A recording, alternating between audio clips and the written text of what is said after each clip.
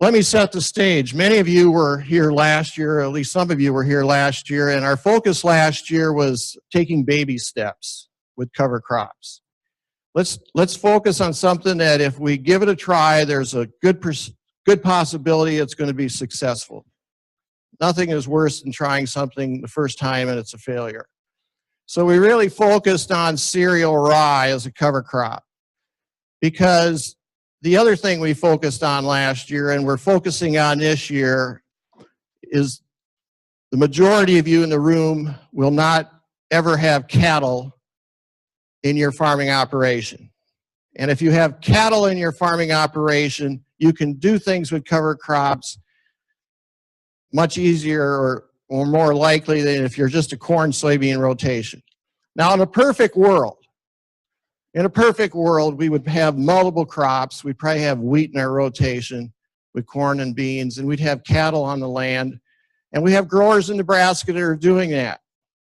But as I drive north and south from South Dakota border to the Kansas border, from the Missouri River west, a few tiers in, I just don't see a lot of cattle expansion. And I suspect, knowing a lot of you, that's not going to happen, okay? So let's focus on stopping soil erosion. That's my main interest in this cover crop effort. And if we improve soil health, soil quality, that's all the better. But we need to put a halt to this soil erosion. So last year we focused on taking baby steps. And to start with cereal rye, because that's one crop that we know gets up and grows very early in the spring, even if we seeded it in November. So this year, after we did that last year, I had one farmer ask me, he says, okay, now what if my plan doesn't work because of weather? In other words, you know, my rye is growing and then it starts raining, and I wanted to terminate my cover crop before I planted, but geez, you know, it's getting into late April, May, and it's still wet. Should I plant it and then worry about killing it, or should I just wait till it stops raining and then kill it and then plant my corn? And I thought, you know, that's a pretty darn good topic. So with that, we've asked Rodrigo Werle, who's the cropping system specialist out at the West Central Research and Extension Center at North Platte, to share with us his experience, his observations, some of his research on this particular topic. So please welcome Rodrigo.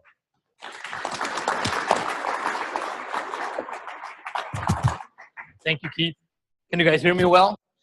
How are we doing this morning? I've never spoken with such a large crowd in my short career here, so let's see how this goes. So as Keith said, my name is Rodrigo Werle, and I'm a cropping system specialist out of the West Central Research and Extension Center. I really appreciate the opportunity to be here this morning to share some of our observations and some of the research data we've collected so far. So my focus here is going to be, termination of cover crops. Keith asked me to focus on a situation where we're coming from corn last year. We planted cereal rye, and we're going to be having soybeans this year. So how do we terminate that cereal rye? And this is basically going to be the focus of my talk. And I really liked, the title that he proposed there, termination of cover crops. What if the plan doesn't work? Even though it feels like April already, we're still in February. So this is a good time. If you haven't done that yet, it's a good time to start planning what you're going to be doing in terms of cover crop termination. And hopefully what I present here today will help you make your decisions. So during the soybean management field day last year, I conducted a survey and I asked producers, how many of them were actually planting cover crops. And I had 290 answers. And 33% of the participants said that they are adopting cover crops to some extent. So about a third of you are doing it. And then I asked why. What is the reason why we're doing cover crops? And the main answers were erosion control. Some guys out west, they use it for feeding purposes, improve soil organic matter, soil health, for nitrogen management, water retention. And an important topic there that was brought up was weed control. Okay, and this is kind of going to be a little bit of focus of my talk here today. This picture here was taken last year after 6 inches of rain that we got.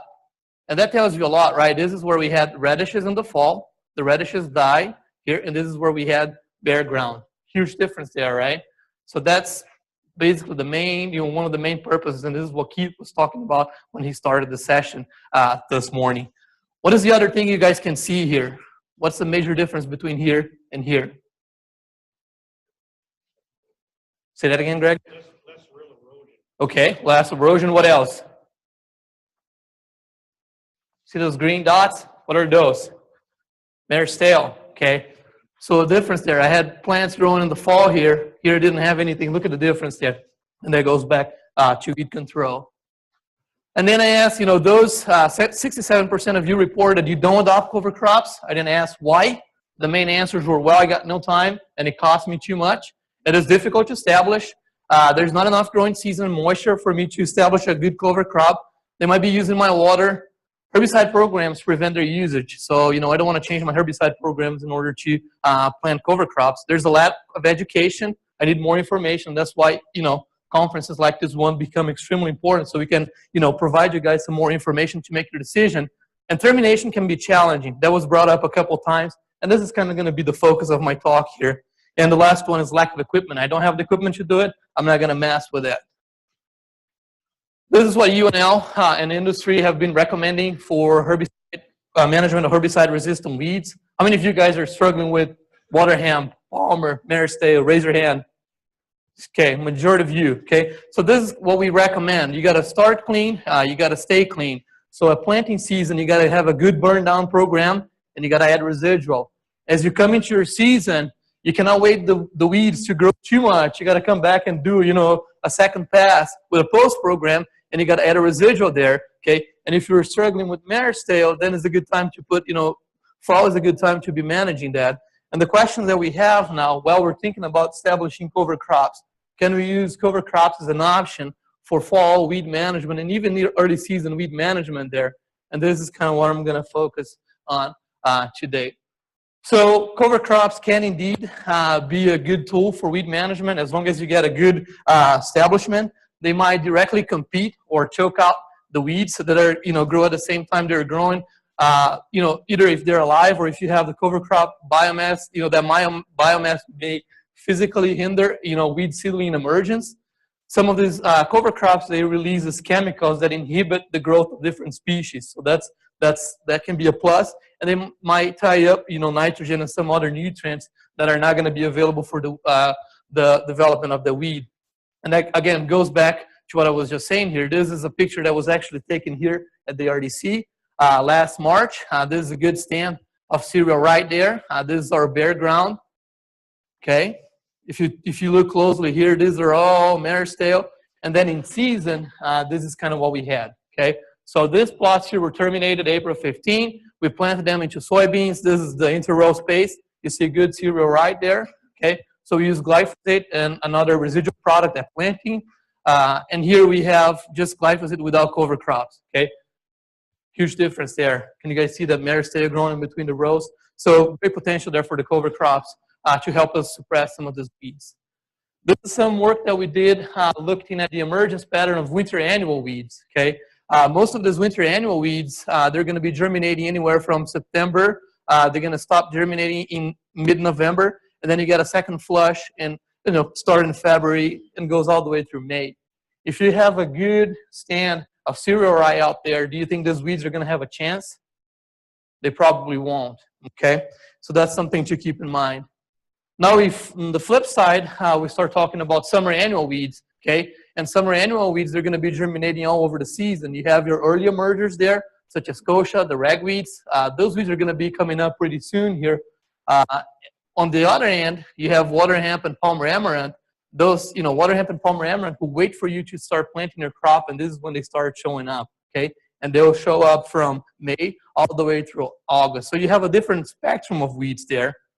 Now, if you have a good cover crop established, that cover crop might directly suppress some of these early emergers, okay? So that can be a good thing. Let's assume you terminated by mid-April, okay? You're then going to have the residual there afterwards. The residual may help you suppress. The residual is not going to solve our problems, okay? So cover crops is not a single solution for weed management. However, they might directly compete with these weeds that get established early in the season. And once you terminate it, if you have a good amount of crop residue out there, you may get some good weed suppression. Okay, is that a good thing or not? Would you take a 50% additional weed suppression? I would do it any time. Okay. There is some work looking at the impact of residue weight on weed density, and it's pretty obvious here. The more residue you have out there, the more likely you are to have a good weed suppression. Okay, so if you have about 300 grams per meter square, which is equivalent to 28 grams in a square feet, or 2,700 pounds of dry matter per acre there, you're as likely to get about 50 or 60% weed suppression. And here I'm just talking about summer annual weeds. Okay, they're not looking at winter annual weeds. The other thing that's important is not having a good amount of biomass, but it's also important to have that biomass evenly distributed, because if you have a good amount of residue cover there, that also impacts your weed density. So the better distributed your residues are, the more suppression you're going to get. So you got to have good amount of biomass, and you got to make sure they're well distributed there for good weed suppression. Flipping side now, I was focusing more on the impact that cover crops could, the good things that cover crops could do in terms of weeds. Now I want to start looking at the crop. Okay, this is some work that's been done, and what it's looked here is at the critical period for weed control. Okay, and what this means, this is the period during the crop development where you don't want to have any weeds out there, because if you do have weeds, you're going to start seeing a yield reduction. And for soybeans here, that critical period goes from as early as V1, V2 through R1. So that's the window when you don't want to have weeds out there. Anything that comes after that R1, it's coming up too late. It's not going to impact the yield. Now, if the longer you wait to control, the more yield losses you're going to have. Okay. The one thing that's really interesting is that sometimes even at V1, V2, your soybean plants are really small still. However, you're already seeing a yield loss there. And that was kind of unknown in the weed science world. Why is that happening? So there is a group of scientists in Canada. They've been actively researching this, okay? And what they're figuring out, their major findings is that that early season competition that you observe might not be due to water or nutrients. That's actually related to light quality, okay? So here you have your soybeans plant. Let's pretend this is a soybean seedling. That's the best image I could get there. Okay, so let's pretend this is a seedling coming up, and then you also have a weed growing. When that happens, you have solar radiation coming. You have, as part of the radiation, you have red and far red. Plants, they uptake the far red, not the far red, the red. So they will uptake that red, and they will absorb it. The far red goes through, and it gets reflected, okay? So if you have a weed here, that's going to reduce the amount of red light that comes back reflected. So you end up changing that red to far red ratio. Okay, so if you have a weed here, this ratio is going to be smaller. And when the ratio is smaller, this shade avoidance mechanism gets activated in the plants. Soybean plants realize, okay, I got competition around me. I better take off. Okay, and when it takes off, it starts growing fast. One may think that that's a good thing, but do you really think that's a good thing? That's demanding a little more energy early on. And when that happens, when that mechanism gets activated, the yield potential of that plant actually gets reduced. Okay, so what's happening here, early season, changing the weeds that are changing the quality of that light, that's going to activate a mechanism that's going to end up reducing the potential of your soybean production there. So this is the studies that they do. This is how they kind of tested this concept. They have soybean growing in a pot, and then on top of that pot, they put a plastic bag, and they either have soil in there or they put turf grass, okay, which mimics a condition where you would have a weed, okay? And then in these conditions, there is no competition for water and nutrients, okay? Because again, remember, the roots are growing separate. They're not directly competing, and we're providing everything the plants need. So what they found here is that indeed, when you have, plant growing there, you reduce that ratio, okay, from 0.8 to 0.25. So when you have those weeds growing around, the ratio is actually being changed. Your soybean seedlings in that treatment were 28% taller. So when you had the presence of plants growing around it, the seedlings were much taller. And that, when you had that weedy condition or that low reg or, FR there, plants, the seedlings had smaller root biomass, smaller leaf area index, and as I'm going to be showing you, they also had a reduced yield potential just because of that early season competition with the weeds. And this is just showing some of the data that they looked at physiological maturity there. What they found is that the seed yield per plant and all the yield components were reduced because of that early season competition. Well, why am I talking about this? that's going to explain why we're seeing some of this. Even though we're not directly competing for water and nutrients, there's something going on early in that season that's taking away our yields. This is some work that's been done by Dr. Hendrik Nis out of Wyoming. Similar concept, but instead of looking at soybeans, what he did here, he looked at sugar beets. Okay, so he did this study, and he had just different containers here. This is where he had his sugar beets, and then on the other ones, he either had bare ground or turf. Can you guys see the difference in seedling size? Plenty on the same day, same amount of water, same amount of nutrient. Just look at the huge difference there. Weed management, going back to the weed management, and this is why we keep pushing. Okay, we got to start our season clean. You got to be using your pre-herbicides. That's going to help you not only with resistance management, but also maximizing your yield potential. And this is some work that we did in McCook this year. What we did here, we had no pre, and then we had pre-emerge herbicides. And at this point, we eliminated all the weeds and we kept those plots weed-free. And the difference there was 50 bushels where we had weeds early on, and a 64 bushel where we did not have. Does that pay your pre-treatment? Is it worthwhile to start your season clean? I would say probably yes. Okay, why am I spending all this time talking about this? A similar concept applies to cover crops. Okay, if you have a cover crop growing out there by the time you were planting your soybeans, and by the time those soybeans are coming up, you're either going to have some competition for water and nutrients, okay? Or if that cover crop is on the ground there and it's still green, you're going to have the same thing. You have this light coming in, okay? If the cover crop is still green, it changes the red to far red, and that plant ends up sensing that there's competition. So it's like the same as having a weed, okay? By the time your soybeans are up and running, that cover crop may become a problem for you there because those plants are going to be sensing it, okay? So when shall we terminate cover crops? Different folks are going to have different priorities. You first got to ask yourself, why am I doing this? How long have I been doing this? How much can I handle? Okay. We went to Greg's field day this year, and his deadline for cover crop termination is April 15th, particularly when he's going to have corn. Not so much on the beans, but particularly when he's going to have corn. And there is a reason why he does that. It fits his system, and he has found us what works best for him. Okay, some folks, and this is what Dan is going to talk about after I'm done here, some folks, they are not going to terminate a cover crop early. They're going to terminate it right at the time they're planting or maybe even afterwards. Okay, can you handle it? This is what I'm going to be discussing. Shall you go this route? Shall I go this route? Or what is the best strategy if I decide to terminate it early? What would be the best strategy if I terminate it later on? What are the main options? Herbicides. How many of you guys are using herbicides to terminate cover crops? Okay, majority of you. Anyone here doing roller crimper? No one here doing roller crimper? Okay. Mowing could be an option. Tillage, that could be an option. I think it would go against, our objectives here. If we want to do erosion control, plant a cover crop, doing tillage, I don't know if that would be the best thing to be doing. And green planting, and this is again what Dan is going to be focusing on. What are the main things I got to keep in mind if I decide to go with herbicides? What is the growth stage?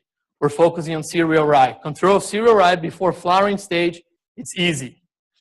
After it flowers, it becomes a little more challenging, and I'm going to present some data on that. So you got to keep in mind, if you're going to be using glyphosate for termination of your cover crop, you got to watch that stage. You got to watch the weather. You cannot miss that window, otherwise it may become a little more complicated. What is the type of herbicide are you using? Well, are you using a contact herbicide? Are you using your Liberty? Are you using a paraquat? I know some folks are using that. If that's the route you were going, you got to kill the cover crop a little early, because contact herbicides, they need full coverage. If you have a thick stand of rye, a contact herbicide may not work as well. And this is when a systemic herbicide such as glyphosate does a good job, because you don't need perfect coverage with glyphosate. Are there weed species present? You want to avoid surprises, okay? This is a picture that I took. It's a similar situation. We had oats. What do you think we had in the middle of those oats there? Bunch of mare's tail. If you don't scout your fields, you may not know. I mean, we may be thinking that our cover crops are choking a mare's tail. Are we sure we're getting that? If we're not, that might have to change our program, because if you kill your cover crops and that's what you have left there, would that be a good thing? Probably not. That mare's tail would be already too big for proper management. So scout your fields and see what's going on out there. What is the crop to be planted? In this scenario, we're going to be focusing soybeans. But if you were to plant, corn, I mean, you could use some different herbicides that could be used. You got to watch for the label. What are the restrictions? What are the period you got to wait till you plant? And I think this is one of the most important ones. What are the weather conditions like? Okay, herbicides are only going to work if the plants are actively growing. It's got to be 55, 60 out there, at least. It's got to be warm if you put in the glyphosate. Otherwise, those plants won't be actively uptaking it. And if you don't have good uptake, you're not going to have good control. So weather conditions must be nice. We never know what tomorrow is going to be like. So keep an eye on the weather. If conditions are ideal, it might be a little earlier than you thought. Enjoy it. Because planting season comes, your focus will be on planting. However, you got to make sure that you have a good plan for that cover crop to be terminated. Okay. This is some data that's coming out of Missouri here, where they compared early versus late termination of cover crops. They tested Roundup and some additions to Roundup, and they also compared it to gramoxone or paraquat, which is a contact. So overall here, wherever you use glyphosate, you had a better control than compared to gramoxone. Okay, and that's kind of expected. That's what I was saying. Gramoxone is a contact herbicide. It's really hard to get a good kill when you have a good stand established. Now looking at Roundup there, the products or the treatments that contain Roundup by itself actually was, kind of the top one there in terms of cereal rye termination. Okay, and the different colors here represent whether you terminated it early in April or if you waited until early May. The overall trend here is that the earlier you spray, the better control you're going to get. Okay, remember, after those plants flower, it becomes a little more difficult to control them. They demand more herbicides to kill them. Okay, so killing early and using glyphosate was probably the best treatment. Some of the other options that they looked at was by adding 2,4-D, and that would be a good option if you had some Maristay or some other tough weeds out there. But again, you would have to wait a week or so to plant your beans. We're not talking about hairy vetch here, but they did the same trial looking at hairy vetch, and this is what they found. Hairy vetch it's kind of a tough cover crop to control. Glyphosate by itself doesn't do a good job. So again, different than a cereal rye, which did a great job. Glyphosate by itself did a great job. It wasn't the case with vetch. With vetch, it was necessary that you added that 2,4-D in order to completely kill it. And it was good if you were to go a little earlier. Okay. So again, you got to understand what's out there. If it's just a cereal rye clean stand, the glyphosate by itself is going to do a job, particularly if you put it out there before the cereal rye flowers. And this is kind of the control that they got here. The early application, everything is dead, and the late application, you still have some plants coming through out there. And that goes back to, if you plant your beans here, they might be sensing those plants because of the light changes that we're talking about. Moving on here, they further evaluated the impact of application timing, and this is annual ryegrass. I don't think our producers here are incorporating annual ryegrass. Annual ryegrass is a lot more difficult to control than cereal rye is, but similar trend here. Okay, if you spray early April, you get a good control there with glyphosate itself. The longer you wait, just check, how much that control drops. Okay, and that same trend is true for all herbicide programs that they compared. The longer you wait, the less likely you are to control with those herbicides. So the take home is, if you're going to be using herbicides to kill your cereal rye or your cover crops, they're going to be more effective before your cover crop is flowering. After that, it's going to be a different response. Roller crimper. This is what a roller crimper looks like. Have you guys seen a roller crimper before? Yep. I think I want to show you a video here if we have a second. He's going to put a video here. You can be creative how you go around this. I don't know if you guys are on YouTube or, but it's amazing amount of stuff you can learn on YouTube or even like Twitter. So if you just want to, you can get really creative how you do this, okay? And this is what some folks in South America are doing. This is what we call the roller crimper there. So you have 2 tractors, a 200-foot chain. That's a possibility, okay? So that's something to look at. You can be creative, right? Pretty neat, isn't it? It's a chain. It's a rolling chain, 200-foot chain. So I did a heck of a job there killing that cover crop, and this is actually becoming very popular down in South America and in large areas in Brazil. Pretty neat, right? All right.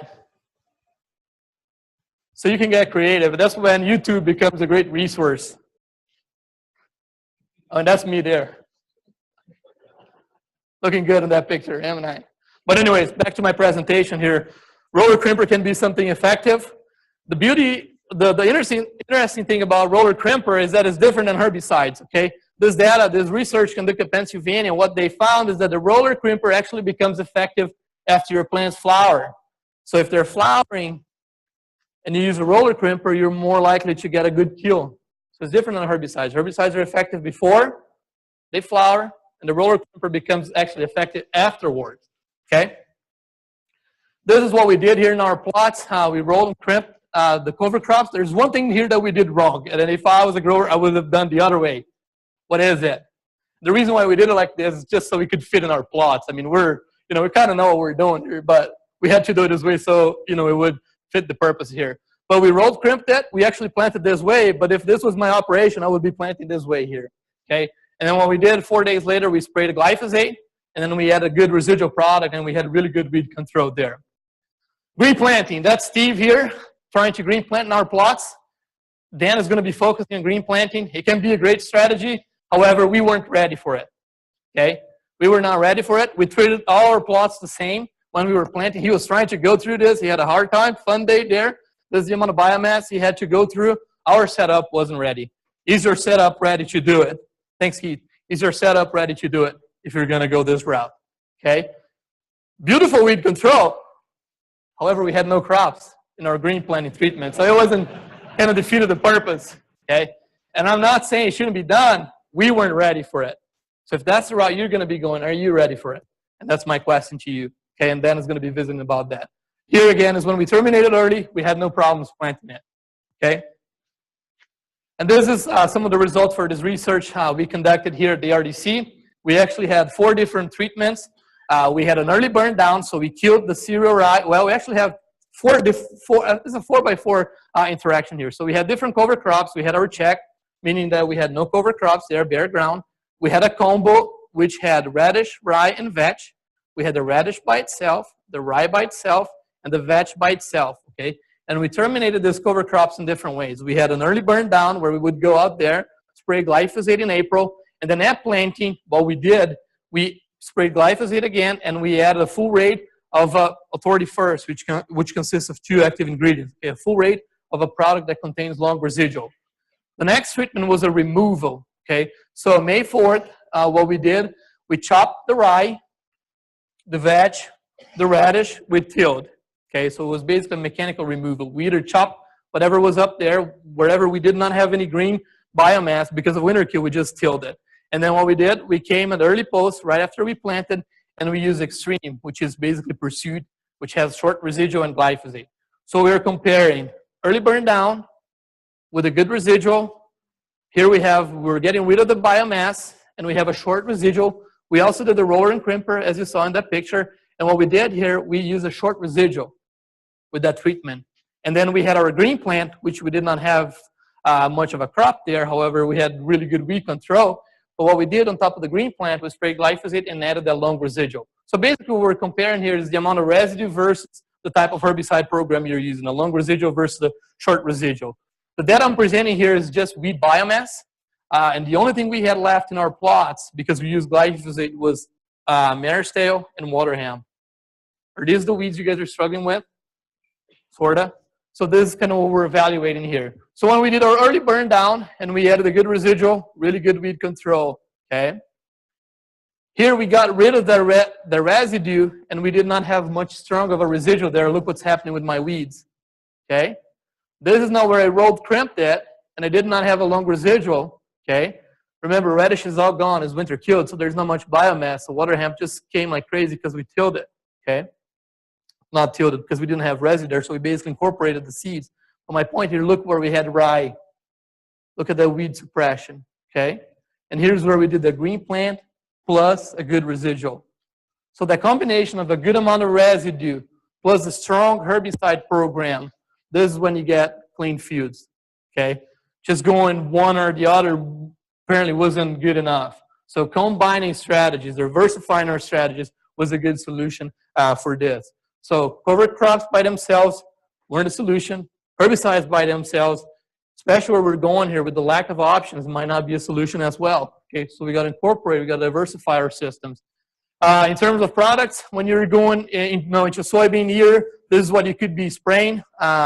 Here I just list all the active ingredients, and these are the commercial products that are available. But you know, if you go out there, there are lots of products where they have different mixtures of these different active ingredients. So when you go that route, you know, it will be a good time for you either to plant, to put it early, or at planting. But you got to make sure you have these products out there by the time your crop is being planted. This is going to help you out with the weed suppression. Okay, so as my conclusions here before I run out of time, cover crops can indeed be a useful tool for weed management. They're not going to be a solution for all our weed problems. However, they can be a valuable tool in the toolbox. They must be properly or timely terminated. You don't want that cover crop to become a weed into your operation. You got to use the best termination strategy that works for you. Okay, can you green plant? Are you ready to green plant? Can you spray? Greg has got his sprayer, so it's easy for him to go out there twice before planting his crop. Kill the cover crop and then put his herbicide programs. Can you afford that? Okay, so that's the question you got to answer yourself. And because of the widespread occurrence of resistance all over the state, we got to be using a diversified approach. We got to use multiple herbicides, multiple effective modes of action. We got to change our strategies, rotation, and diversity. Okay, and that's going to help us avoid a situation like this. This is a producer that did a 3-pass program, and this is still what he got at the end of the season. Do you think that's good? That's not really good, right? So that's what I had to share with you today. I hope you appreciated the information. This is my contact information. If you're on Twitter and you enjoy seeing videos like that, make sure you follow us. Or you can also go on to Crop Watch and see, you know, some of the work we're doing. So thank you very much.